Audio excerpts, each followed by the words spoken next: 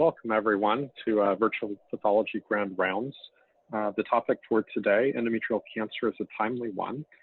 This is one of the most common GYN cancers in the United States. Most women present with low-stage, low-grade disease, but a subset will recur, and unfortunately the recurrences tend to be resistant to treatment. And so there's a real need to identify these patients. In recent years, a wealth of insights in morphology, immunohistochemistry, and molecular alterations have been changing the way that we view the classification and prognostication of endometrial cancer.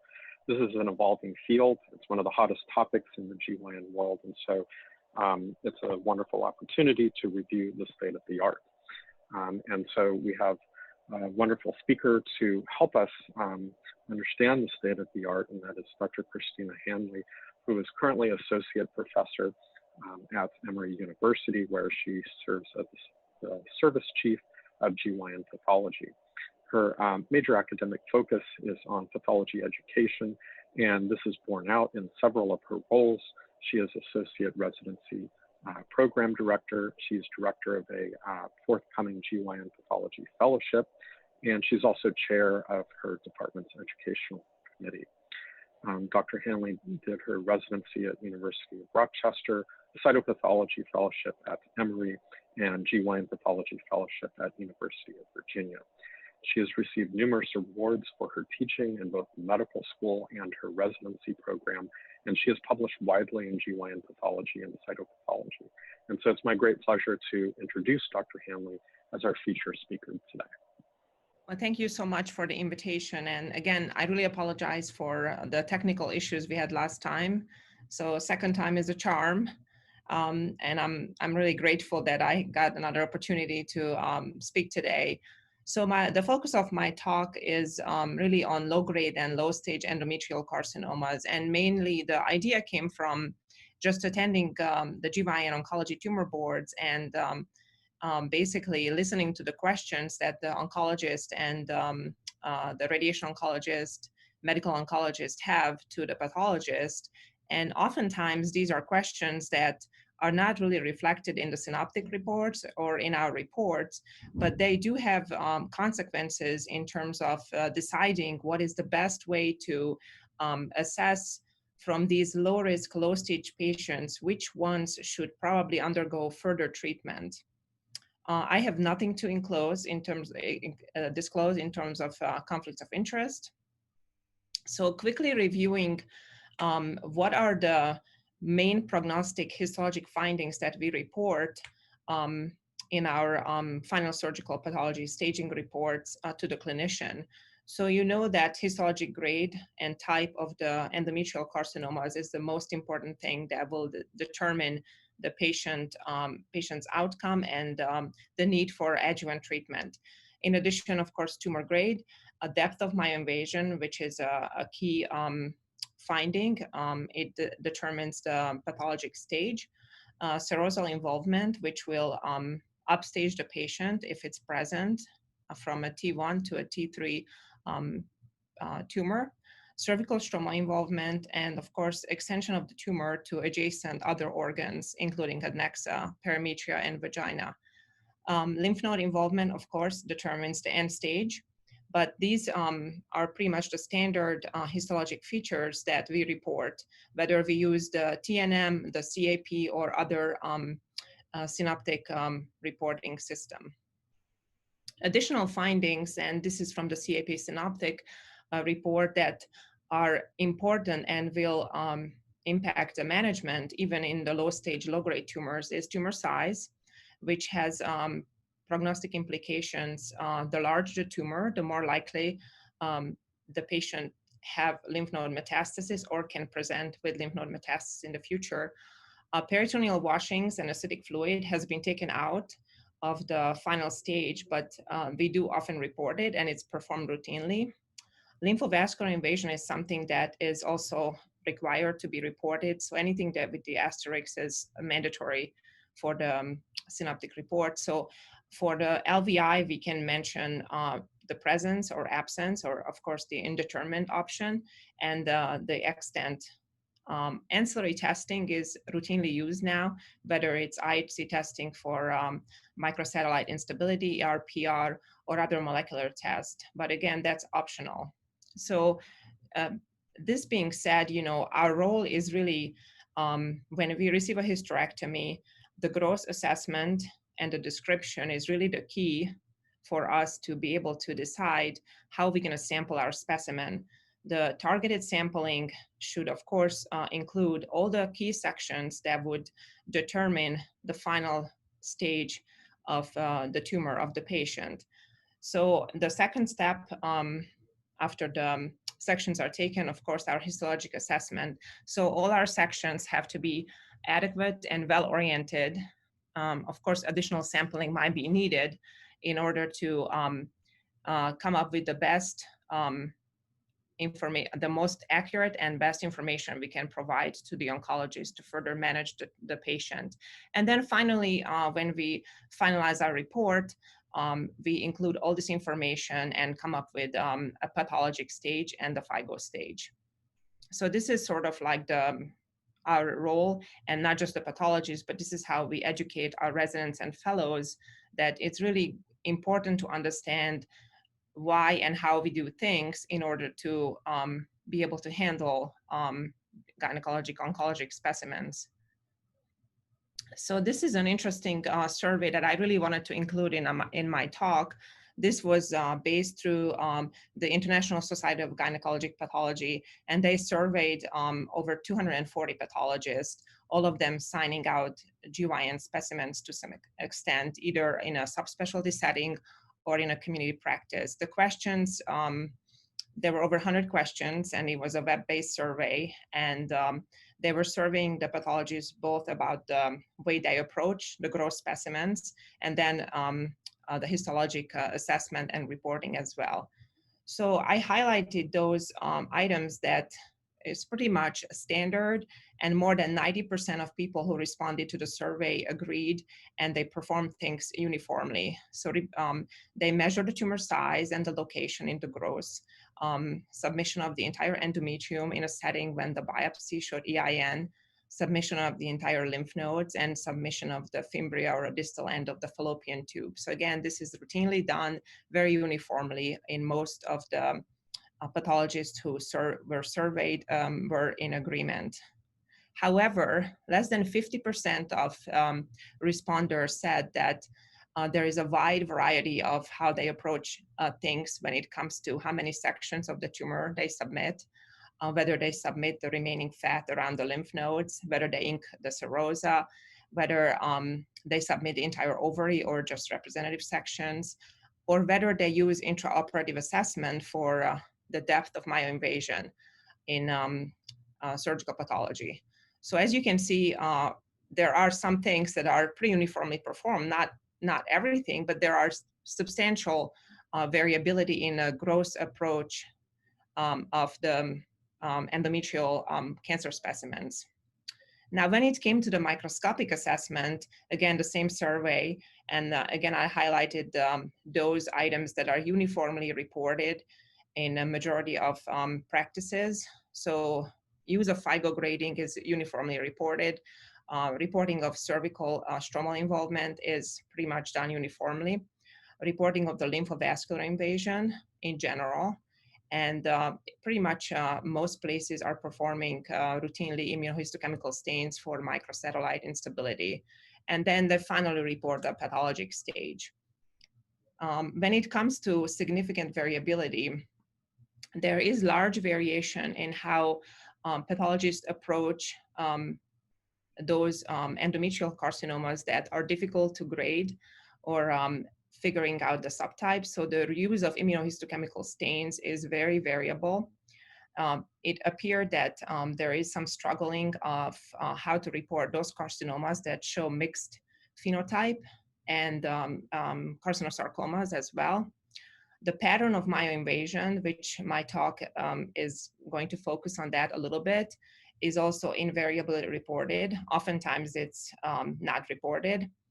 Ancillary testing besides the MMR is variably used, and most places do not report on how much lymphovascular invasion is present. They just report it, but not the extent. So there is some work to be done in standardizing both the gross approach and the microscopic approach. As you can see, it was, again, a lot of questions. I highly recommend this article if anybody's interested to kind of, try to standardize your practice. But the bottom line is that when we look at the low-grade, low-stage endometrioid carcinomas, and this is FIGO grade 1 and 2, or FIGO stage 1 and 2, and FIGO grade 1 and 2 as well. These patients do very well. Again, the 5-year survival is usually approaching 90%. And luckily, most of the patients are diagnosed at early stage. However, there is a subset of patients, about almost 5% of FIGO stage 1, and about 13% of FIGO stage 2 patients or carcinomas that end up recurring within the first 3 years of the diagnosis. So the question I had is, what are those histologic findings that will help and further stratify the patients who might be in higher risk of recurrence, and identify those who we can safely just follow up and not overtreat. So this kind of leads to the outline of my talk.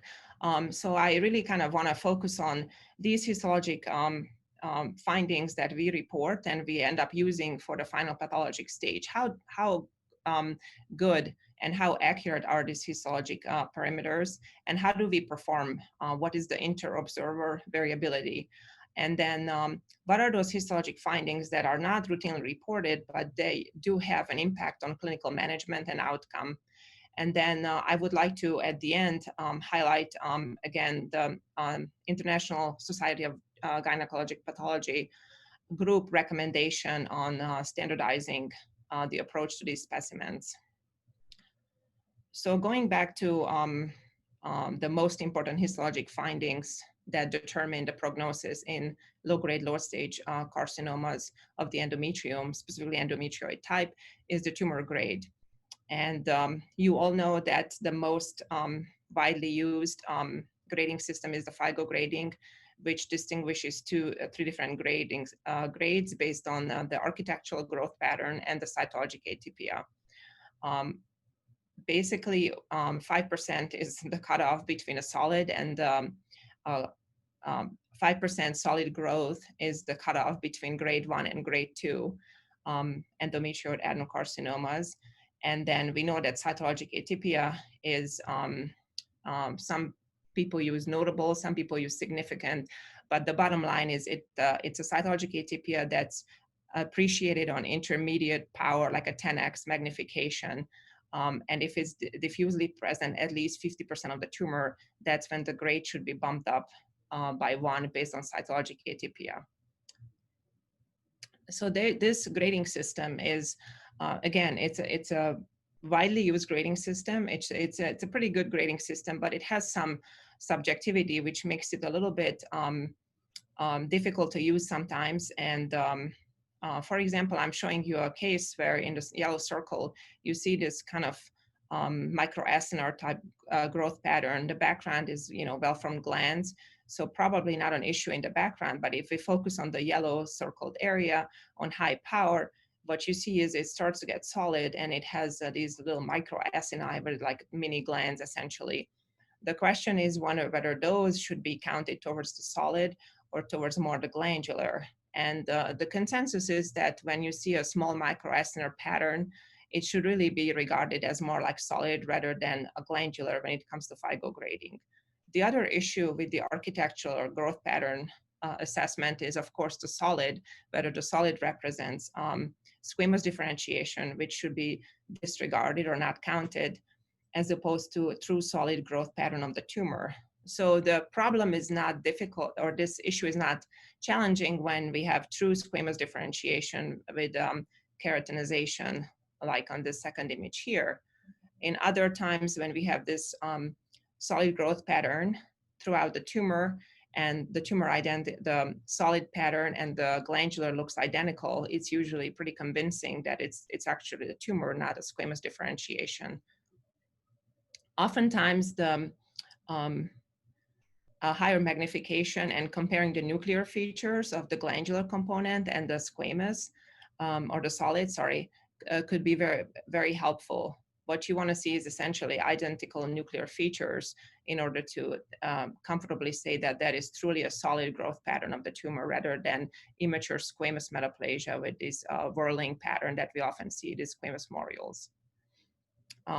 Some tumors exhibit a lot of squamous morioles and it's not keratinizing. That can be very, very challenging in order to sort of mentally disregard that and then be able to come up with a grade. So the architectural assessment when it comes to subtracting the solid component that's squamous and then kind of leaving the glandular and then try to do it from there can be very subjective.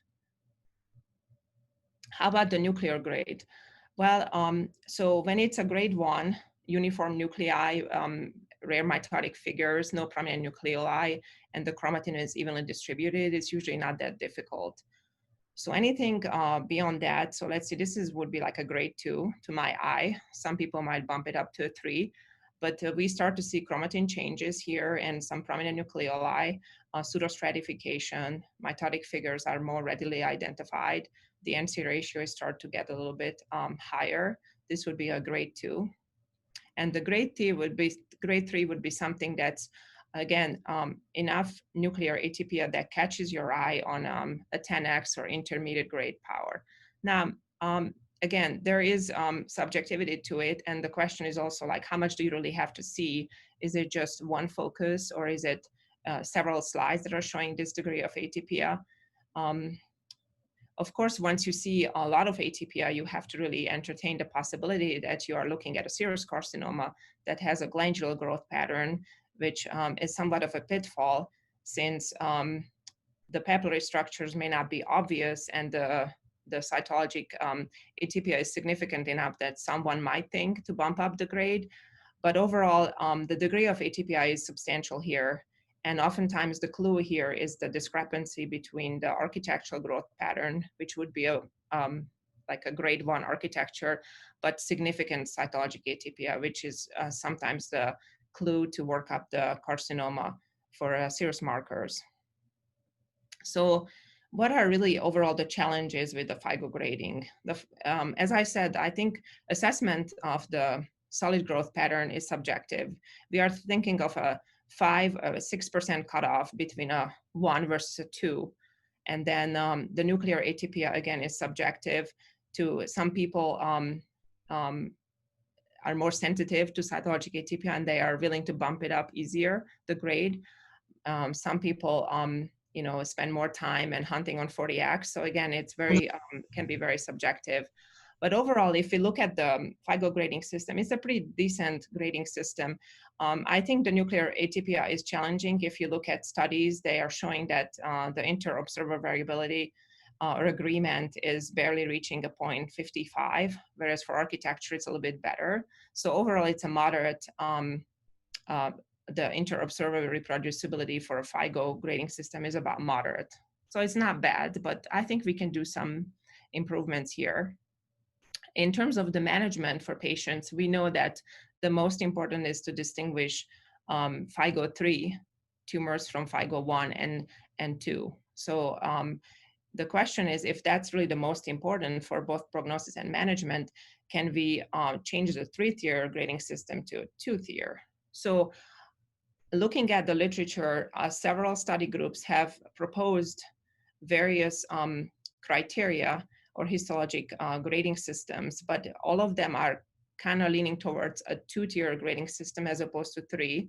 Depending on what histologic features they include, there is a little bit of variation, but the bottom line is, and you know, of course, not surprisingly, that a 2-tier grading system performs much better than the 3-tier. So, and all of these authors in their study used various histologic features, whether it's necrosis, the growth pattern, or a 50% solid growth as a cutoff. or the type of myoinvasion, they all, and the mitotic index. So these were all histologic features that could be included, or they included. And all of these are also sort of built up on the 3-tier. So it's the advantage is people are already familiar with the 3-tier, so it wouldn't be that hard to switch to a 2-tier. And basically, it would lead to this binary FIGO grading system where we are really distinguishing low and high grade tumors.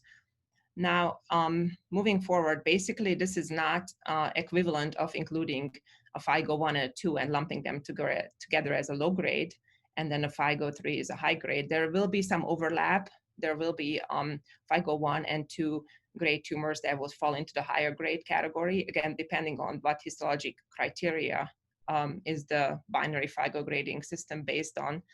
But essentially what it does, it would distinguish high risk and low risk patients, and it can be applied for both a biopsy and a curettage and a hysterectomy specimens as well, depending on what criteria are used.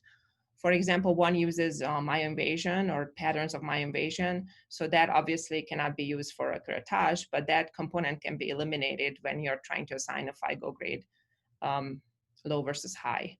So that being said, the value of distinguishing a grade 1 versus a grade 2 tumor still might have some role in those patients who are young and want to preserve fertility, because a grade 1 tumor still can be managed with hormonal treatment, as opposed to the grade 2 patients who are more likely to be managed surgically. The goal of, again, switching to a 2-tier system would be improving the reproducibility and simplifying the grading system. So moving to the depth of invasion. So why, again, that can be a little problematic. So routinely what we do is we do a gross assessment in the gross room at the bench, cutting into the myometrium, identifying the deepest point of invasion will allow us to perform the targeted sampling and select those sections that are the best to accurately assess myoinvasion. Routinely, we report absolute depth in millimeters and the percent, that those are mandatory items on the CAP synoptic. If it's for some reason someone is unable to do that, you are able to report less or more than 50% myoinvasion, which will be the most important cutoff point between a T1A and a T1B tumor. Of course, the gross also is very helpful when we are looking at cervical stroma involvement, and then targeting or adjusting our sections, reflecting cervical stromal involvement is very important. So there are different patterns of myoinvasion described in the literature. And again, if you recall the survey results, some places do routinely report these invasive patterns, some places don't. It is not a requirement currently in a synoptic report, so it's kind of a bonus thing to report that. So these are the 5 most common ones: infiltrating, pushing or broad front, microcystic, elongated and fragmented, adenomyosis-like, and the adenomalignum-like. So these are 5 different types of invasion, but oftentimes when you look at a tumor, you might recognize more than one type of pattern. So quickly, I just want to review in case not all of you are familiar with these patterns. The name kind of describes what they look like, but the infiltrating one is the most common and oftentimes very easy to recognize, no problem, usually assessing depth of myoinvasion in these. The glands are haphazard, they're going oftentimes deep into the myometrium. These patients often more common have a cervical involvement and lymphovascular invasion as well. The second one is the broad front or pushing type invasion. So that can be a little bit challenging to identify. Basically, if the adenocarcinoma is on the top, you might have some extension of the myometrium up here or between the malignant glands, looking like this might be myoinvasive here. Helpful things to consider is depending on the invasive front. If it's like linear, it's more likely to be true invasive as opposed to this undulating pattern. The pushing type invasion, again, is very kind of rounded, and it can be difficult to recognize myoinvasion in these because sometimes, again, it appears that it's just the tumor is replacing the entire endometrium, and it's very hard to tell where the native endomyometrial junction might be. Here is one case that when the tumor is showing the pushing invasion, but it's really close to the serosa, so you would think that there's no way that it's not invasive, given how far it is from the serosa or how close. This is a little bit blurry, but you can see that it's pushing down into the myometrium all the way to the serosa. So when it comes to differentiating pushing type invasion versus non-invasive carcinomas, which is often challenging, the couple of things that might help is identification of these normal endometrial glands at the base that kind of clues you in that there is some normal endometrium left here. So this is just an exophytic tumor. You can see the high power here. So these are little normal glands here, maybe some stroma as well. So high power and careful assessment could help.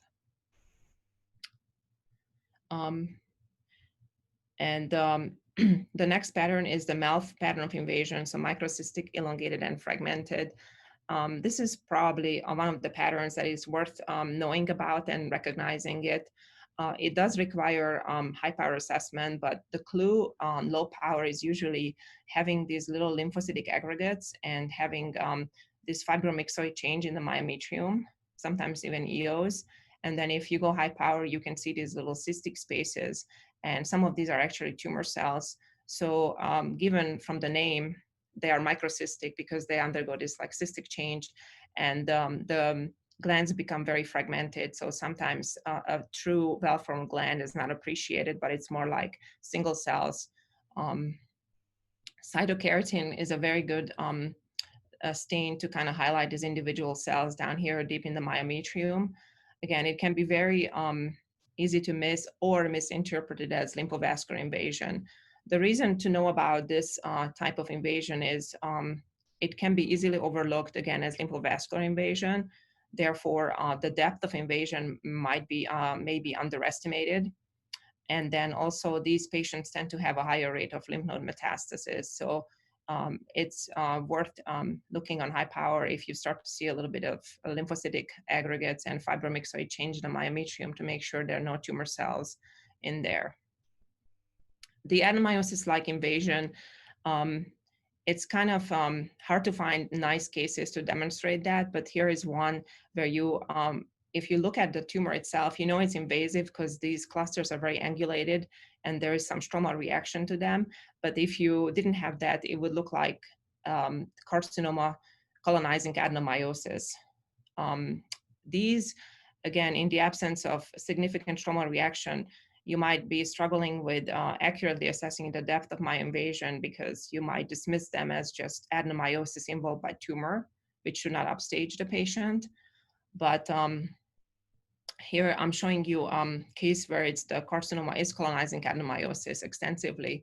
So again, this would be hard to differentiate these two entities. Here are some helpful hints maybe that can be used in the practice. So again, the main differential diagnosis is distinguishing carcinoma that's colonizing adenomyosis from adenomyosis-like invasion. So when you have invasion and it's looking like adenomyosis, usually it's clusters of glands, but the clusters have irregular borders, and there is some reaction in the stroma or the myometrium adjacent to these clusters, oftentimes desmoplasia, edema, or inflammation, as opposed to colonized adenomyosis by tumor. Usually the borders are smooth and rounded, and if you are lucky, you might be able to see some residual endometrial stroma around these clusters or these foci, or even some small little preserved benign glands. So here again, let me show you another example here. So overall, we have a good stromal reaction that really stands out on low power. So the myometrium has changes that will clue you in that this is invasive, as opposed to nice rounded contours of the adenomyosis with some residual little benign glands at the periphery. So this is a really nice case showing this deeply invasive adenocarcinoma is grade 1, but it's showing this adenomyosis-like pattern throughout the entire thickness of the myometrium. So to me, it's way too much to just be colonized adenomyosis, and it's very haphazard as well. And there is some reaction in some of the angulated foci here that suggests to me that it's probably invasive. This is the hardest pattern to find nice cases to show. The adenomalignum pattern of invasion, similar to the cervical carcinomas that we call minimal deviation adenocarcinomas. So they are very bland looking glands. The clue is that they're very haphazard, oftentimes single little glands, but they show some cytologic atypia, although minimum. The challenge is that there is really no reaction to these little glands throughout. So they are just, oftentimes I think it requires higher power assessment and maybe additional sampling if it's unclear what's going on. But on high power, they look, to me, it reminds me of tubular carcinoma of the endometrium. There are these little bland looking ducts, but they are clearly infiltrating between the myometrial fibers. So quickly to summarize, these 5 different patterns of invasion, they all have some significance, whether it's the challenges of measuring depth of invasion, or whether they are associated with higher risk of cervical or lymph node involvement. I think it's worth to kind of know about these and put it in the report, so the clinicians are aware that if you have, for example, a mouth pattern of invasion, that maybe the patient is higher risk for lymph node metastasis. So now the question is, why do we have to measure myoinvasion accurately? Of course, we know that the depth of invasion determines the pathologic stage. And if it's very difficult to measure, you can always submit more sections to sort out whether you're dealing with a less or more than 50% depth of invasion. But oftentimes the measurements can be very challenging, and mainly because there is really no landmark that defines where the endometrium ends and the myometrium starts, and these endomyometrial junctions can be pretty irregular sometimes. Tumors can also be exophytic, so we don't know how much of the tumor is invasive or how much is just in situ. They could be a leiomyoma or adenomyosis right under the carcinoma where the invasive front is, which can also make it challenging. So here are some pictures showing the irregular endomyometrial junction. The normal glands can extend pretty deep into the superficial myometrium. And if they are colonized by tumor, that can mimic invasion. And then here's another case that it's very exophytic, but in terms of measuring and even try to address whether this is myoinvasive or not, it could be challenging. Again, you have these cystally dilated glands and small glands. So if the tumor starts to run into these glands, it can look like there is myometrium between the tumor cells, and it may look like it's invasive. So it's one thing that could really be helpful in a growth, and this is in an ideal world. Of course, the tumors may not cooperate and you can't do dissections, but if you have an exophytic tumor and you have this shoulder where the normal endometrium ends and the tumor starts, oftentimes taking a section to be able to see it under the microscope better could be helpful, especially if the tumor has a component that's could go into the superficial myometrium grossly. So this is an ideal world again. But if the entire endometrium is overrun by tumor and you're unable to take a section like that, that could be pretty challenging, especially with the pushing type invasion. So as I mentioned, there are some morphologic patterns of myoinvasion that makes accurate assessment of myoinvasion difficult. So this is from the CAP Synoptic, the explanation notes. What are the different ways you can measure myoinvasion in a tumor where you have some challenging growth patterns? A is, of course, the easiest one, but in case you have exophytic tumor that might have a portion that's invading the myometrium, so you have to kind of find the endomyometrial junction. And then one is of course, the adenomyosis involved by tumor, whether we measure from the focus where you have the adenomyosis out here, or from the native and the myometrial junction down here. This is helpful, I think, overall, just to understand, again, for trainees and pathologists too. And again, additional sectioning sometimes is very helpful when things are unclear or there's a lot of adenomyosis. So, of course, there is going to be discrepancies. You know it from reviewing cases for GYN tumor board or reviewing outside cases, but it does carry some risk of upstaging if you are reaching that 50% cutoff. But luckily, most of the discrepancies are between non-myoinvasive and superficially myoinvasive tumors. So overall, the stage will not change. So that's kind of subjective when it's couple millimeter depth of invasion, but if you're still within less than 50%, it will not alter the management from that standpoint. So what are the other options to potentially improve how we can measure myoinvasion? And this is a study, I'm not going to go into details, but they did propose, rather than giving the absolute depth of myoinvasion, the millimeters, what we do right now, and the percent of myoinvasion, instead of those parameters, we give the tumor distance to serosa. So you basically take the deepest point of invasion of the tumor and measure that point to the serosa, which oftentimes there's an ink, so that really helps. So it turns out that it's actually much easier to measure that, and there is better interobserver agreement in measuring tumor distance to serosa as opposed to the absolute myoinvasion. So you can see the kappa values between the two. So that could be an alternative option rather than doing the absolute depth. So the LVI, I do want to talk a little about LVI because it is a mandatory item in the CAP synoptic, but oftentimes you don't have to mention how much is there. And oftentimes when you kind of can decide, you're going to put undetermined anyways. But there are some things to consider. So, so lymphovascular invasion is a strong predictor even in low-grade and low-stage tumors of disease recurrence. And there is a wide range on how people and what people report, up to 35% discrepancy rate. And it really comes to people use different kind of definitions of what LVI really is. So for example, this is 6 different definitions. You can see what really LVI means.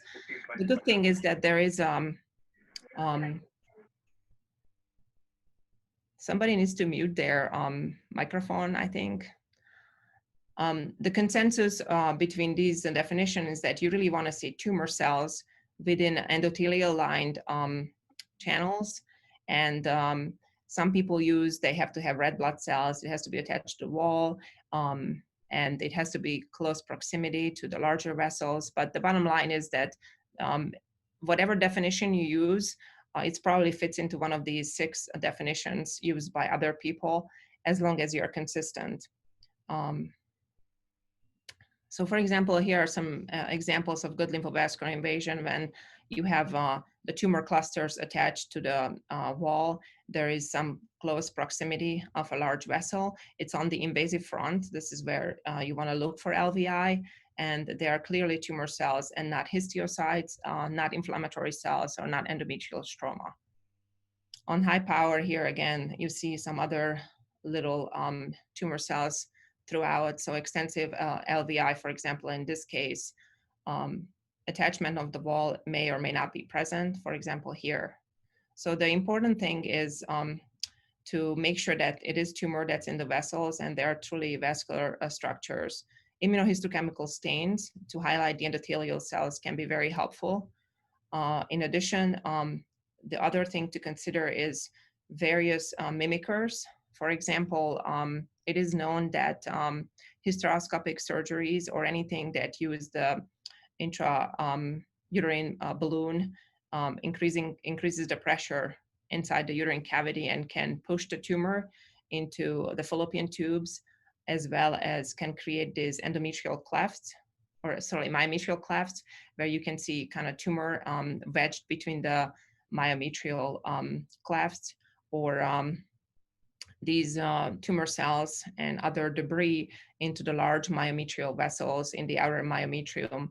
So those are artifacts that can mimic LVI, and knowing these artifacts can be very important not to overcall these as lymphovascular invasion. Other mimickers is of course the retraction artifact, when we are trying to tell the difference between, is this just fixation or retraction, or true true LVI, or of course the mouth pattern of invasion that I mentioned. So in some of these settings, looking up the clinical history, how the surgery was performed, or prior history of hysteroscopic procedures could help to sort out whether this is artifact or not. Mouth pattern of invasion and retraction can be sorted out with immunohistochemical stains. The artifactual displacement is a good thing to know about those, because if you have a FIGO grade 1 tumor, for example, with minimum myoinvasion, but you see tumor clusters out in the big vessels in the outer third of the myometrium, that's most likely artifactual, especially if it's a robotic surgery. The other clue can be that you do see the tumor cells, but there's stroma, endometrial stroma associated with it, which normally the tumor does not go into lymphovascular spaces carrying the stroma with it. It just goes without the stroma to tumor cells only. So that can be another clue. So given all this, I kind of thought about, how good are we with all these parameters, and what are the common challenging?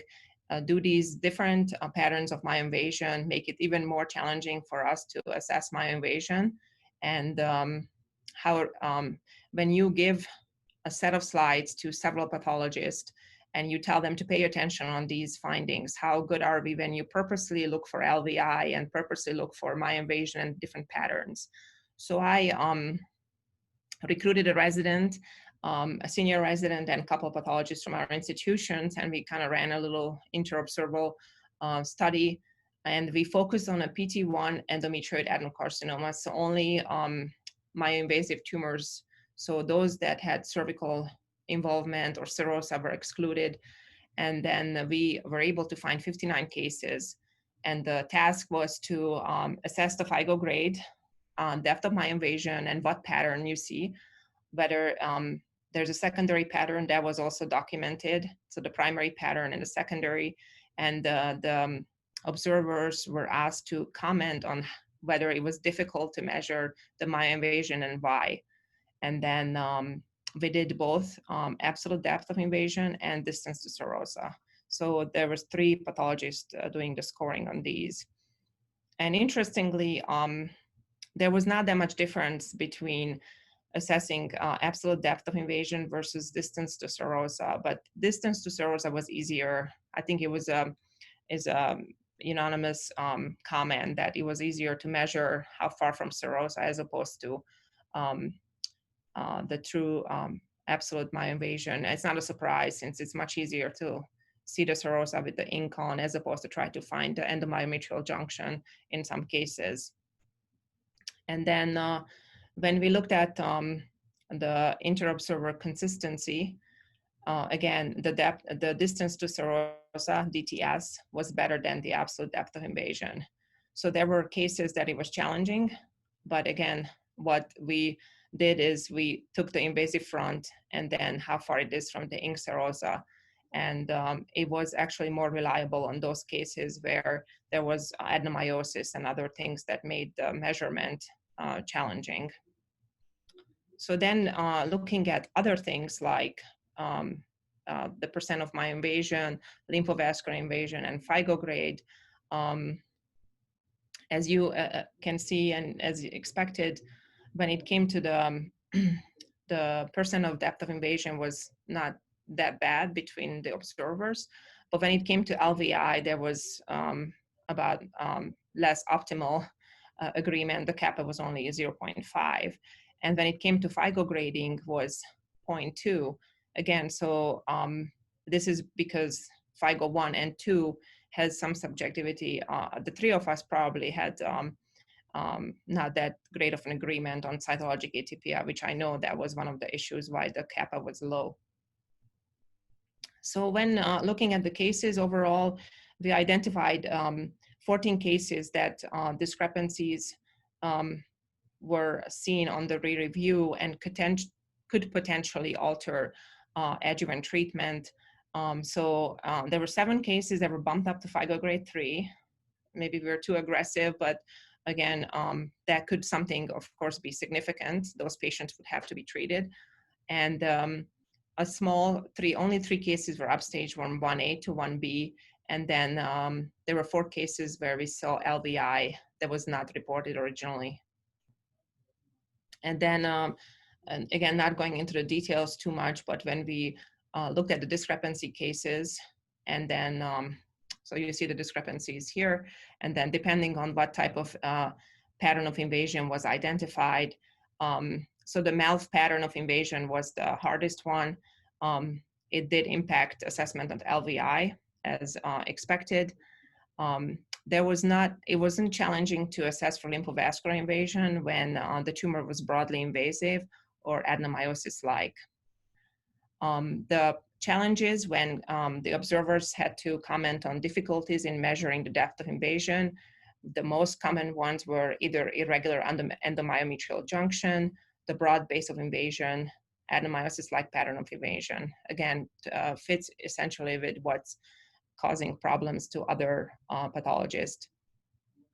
And then when it came to FIGO grading, fitting really with others' experiences, the abundant squamous morioles made it challenging, presence of mucinous differentiation, and sometimes poor preservation or fixation, which is something that sometimes happens when the tumor starts to show early signs of autolysis. It's kind of really challenging to say how much is actually solid and how much is still gland forming. So in overall, when we concluded our study, we felt that LVI is often an issue. Accurate assessment of lymphovascular invasion can be impacted by MELF pattern of invasion. Also, those cases where the case was signed out as indeterminate for LVI, oftentimes careful examination at the invasive front can be helpful, or do a stain if you really want to sort it out. FIGO grading was impacted by the solid squamous growth, as well as some fixation issues, rarely. But overall, about 8 cases, we changed the stage from 1A to 1B. And again, this is about having the 50% cutoff. 4 were downgraded and 4 were upgraded. And usually the pushing type invasion results in these challenges. We felt that the distance to serosa is a much better way to determine the myoinvasion as opposed to the absolute myoinvasion. And then again, our study just kind of confirmed that knowing these different patterns of invasion does have implication, and that they do have their own challenges. So being aware of these can help avoid the difficulties in measuring depth of invasion, or maybe potentially pay a little bit more careful attention on sorting out LVI and MELF pattern of invasion. For completion, I do want to talk about cervical stromal involvement just a little bit, because it has its own challenges. And as you know, that when the carcinoma invades the cervical stroma, that is by definition a PT2 disease, and these patients do need further treatment. The standard sections usually are 2 full thickness sections from anterior and posterior cervix, and the depth of invasion into the cervical stroma together with LVI will determine the need for pelvic radiation. The depth usually is something you can report, and oftentimes they require us to report also the distance to the ink margin as well. So for example, here's a section from the cervix. You can see that there is tumor up here, and there are some individual little glands down here. So in a well-oriented section, these hypochromatic glands can stand out on low power. The challenge is usually not deciding whether the tumor is there, but it's more like, is this cervical stroma involvement, or is it just endocervical glandular involvement, which will not change the stage. So the tumor can grow down the endocervical canal and colonize the endocervical glands without invading. Oftentimes, small benign glands adjacent can help you determine whether the tumor is invasive or not, as opposed to those tumors that invade into the cervical stroma and create significant stromal reaction that will clue you in that it's invasive, especially if there is overlying squamous epithelium. Again, perfect case to show, but I just want to illustrate that these glands do cause stromal reaction that can, clue you in. The problem with the cervical stroma involvement is that it's not as straightforward. So we know that there is no landmark between the lower segment and the endocervix. So you can ask yourself, where does the lower segment end and where does the endocervix start? Some people use the presence of mucinous glands as the start of the endocervix, or the ciliated non-mucinous glands as the lower end of the lower segment. But most people think that presence of mucinous glands is indicating that that's an endocervical tissue. So again, as I said, the glandular involvement versus stromal invasion, the presence of desmoplasia is very helpful. Other things that can really impact accurate assessment of cervical stroma involvement is contaminations during grossing. So friable tumors, often exophytic, they can be pushed down with a knife onto the cervix, and they can look like they're kind of plastered on top of the endocervical gland. So they look like the endocervix is involved. Also, all those patients who had prior biopsy before the hysterectomy, the biopsy site oftentimes creates this granulation tissue-like appearance and can have atypical, very reactive endocervical glands that may mimic endocervical glandular or stroma involvement. So these are kind of things to keep in mind when assessing stromal involvement. There are some solutions potentially to help. One is, of course, I like the scenario when the section is taken from the cervix together with the lower segment. So it's one block and then it's cut into two. So you know that A1, for example, is the lower segment and A2 is the cervix, and it's kind of a continuous section. So it helps you get a feel for what type of glands are on each section and how far the tumor goes. Again, a good gross assessment can be also helpful, seeing irregular endometrium in the lower segment and take the section. So all this is included in one block and then maybe cut it in two. So again, the grossing sometimes is key. If it's still inconclusive, additional sections from the cervix or lower segment might be also helpful. So, and then kind of just to tie it into the molecular classifications of endometrial cancer, because the question is, these are all histologic features that we are doing the best we can, but can we tie all this together with the molecular findings to sort of make it even better and sort out those patients who probably need further treatment despite their low-grade, low-stage tumors or higher risk of recurrence, as opposed to those who have good prognosis. So when we look at the low-grade and low-stage endometrioid carcinomas, on the Cancer Genome Atlas, they fall into the MSI hypermutated or low copy number subgroups. And then I tried to look in the literature, those studies that really focused on this subgroup of patients and see if, is there anything that could MSI studies further determine or identify those patients that might have higher risk of relapse and survival. So some studies, again, not many studies out there. And the problem is that there is not a lot of cases that would fall into this category on low-grade, low-stage MSI unstable tumors. But some people do believe that those patients who show microsatellite instability, they might have a higher risk of relapse. And then, so these two study groups. And then some other study groups found out that MSI alone, not, but in association with other prognostic markers, might have implications of outcome in these low-grade, low-stage tumors. So we kind of designed a little study that was a spin-off of the other study. And again, this is a study in progress. We wanted to sort out whether looking at these microsatellite instability patients or cases from the low-grade, low-stage endometrioid carcinomas, is there anything histologically that could be a clue that these patients might have a higher risk? I also had a few cases where the tumor came back microsatellite unstable, and it was actually expressing p53 very strongly. So that kind of was something that I was interested. And with the help of one of our residents, we pulled some cases and then reviewed the microsatellite immunohistochemical stains.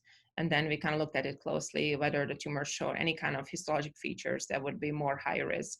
And we did a p53 and MIB on some of the cases. Again, not a lot. And then we wanted to see the clinical follow-up.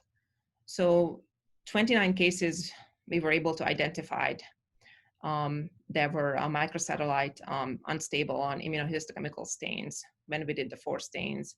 And the 4 of these, so we stained them up with p53, and 4 of the 29, again, not a lot, were p53 mutated by immunohistochemical stain. So they expressed the p53 strongly and diffusely.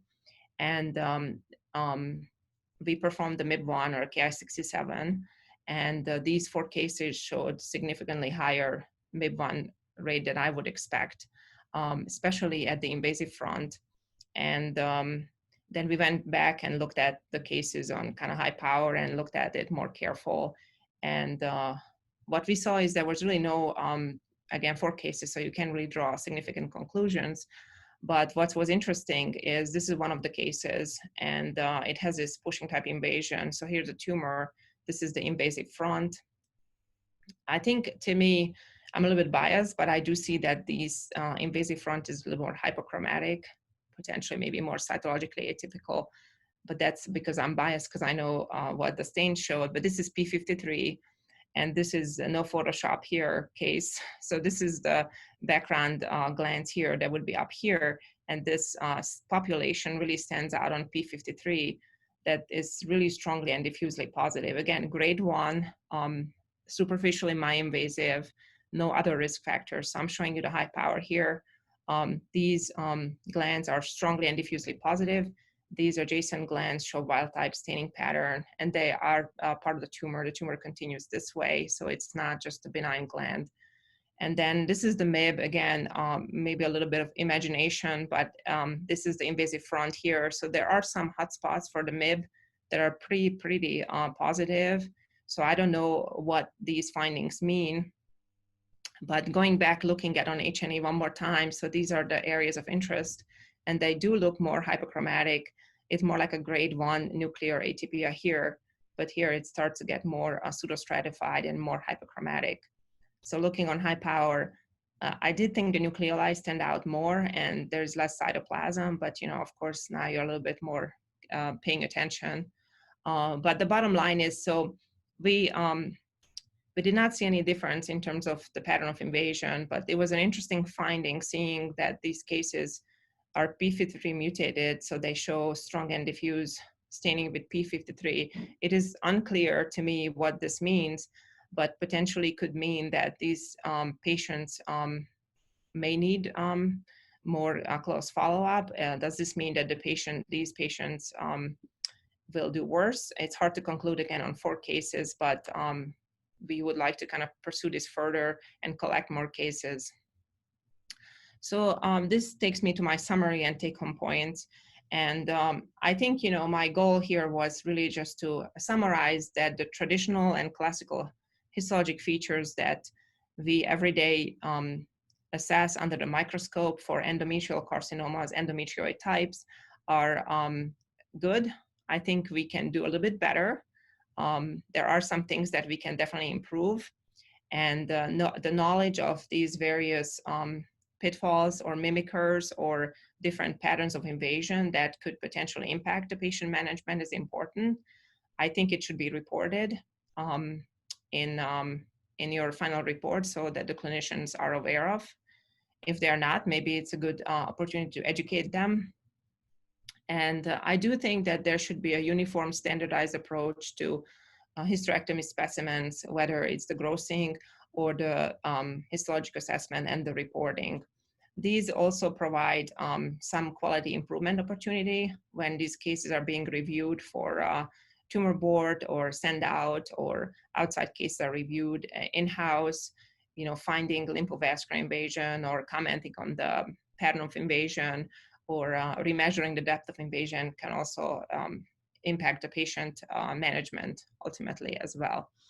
And then to close my talk, I really want to bring, this is my copy and it's really worn, but this is the 2019 January supplement issue of the International Journal of Gynecologic Pathology, which is really focused on, it has a survey I mentioned in the beginning, and it's also focused on standardizing the grossing, tumor banking, and inking and other gross room activities for the endometrial carcinomas and hysterectomies.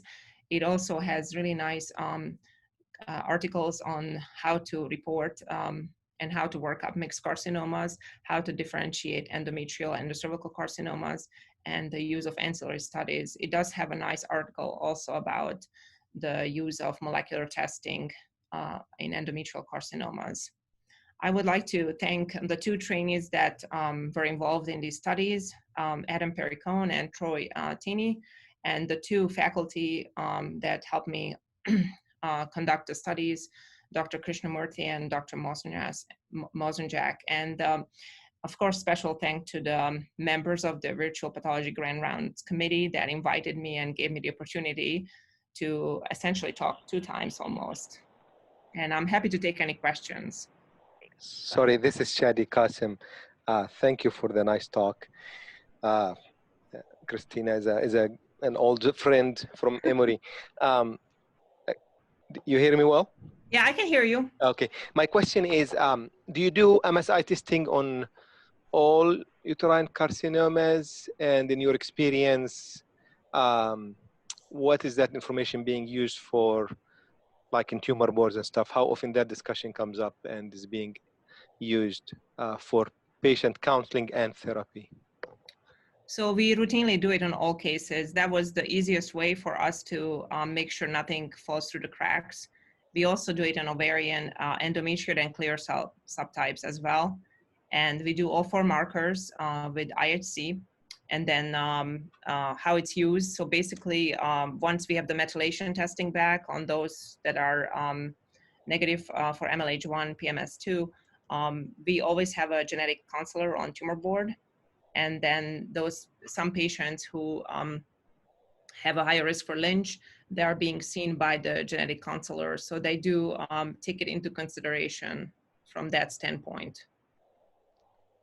Thank you so much.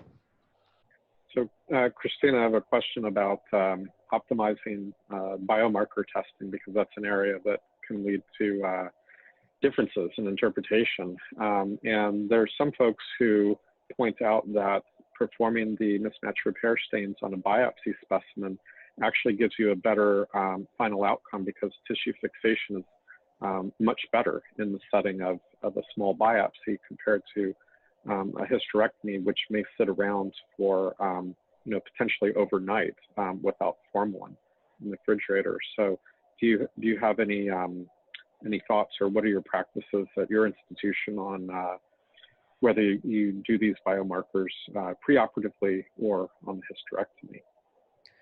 So we do them on a biopsy recurettage. If the patient comes here and this is the first time diagnosis, we perform it on those specimens. If it's an outside case, we would have to, and there's no information, then we just do it on the resection specimen. But I agree with you. We have the same issues sometimes, that these uteri are sitting without formalin, and the tumor is start to show signs of autolysis. And I noticed that some of these markers in the center of the tumor, it's like negative, and then the periphery is staining. So it's always like, I ask myself, you know, what does this really mean? But I do think that the best to perform these is a biopsy or a curettage as opposed to the resection. Well, one more question about biomarkers. I've noticed a couple clinicians for these low-grade, low-stage endometrioid carcinomas have requested ER/PR status, and you know, I think this is an area. Well, what's your experience about? You know, is there evidence that we should be doing this routinely in this particular setting? So we do it routinely here, and mainly because it came up several times on tumor board. So I think it's reasonable to just do it routinely, mainly because it's not just for those young patients who might want to have the uterus preserved, and they treat them with progesterone. But I noticed that there are some older patients who the performance status does not allow them to have surgery, and then they end up just giving them Megaze or some sort of high dose progesterone. And the third scenario when this was useful, at least here, and I don't know if this is a routine practice at other institutions. So those carcinomas that end up being low grade, low stage, but then somehow the pelvic washings turn out positive, whether it's related to the procedure, but there's truly tumor in the pelvic washing and it's endometrioid, low grade. They want to know the ER/PR status, because sometimes they put these patients on Megaze, given that the tumor is out in the peritoneal cavity. They are not sure what it means. It doesn't change the stage, but they feel like giving them Megaze will not hurt. So Megaze is like progestin high dose. So in that setting, I think it's useful to have this information. So we kind of just do it routinely now, because it really saves the time having to go back and stain the case after it's been signed out a month ago or something like that. Okay, seems like we don't have any other questions. Thank you, everyone. Thank you, Dr. Hanley, Thank you. accepting our invitation. Thank you. Thank you so much.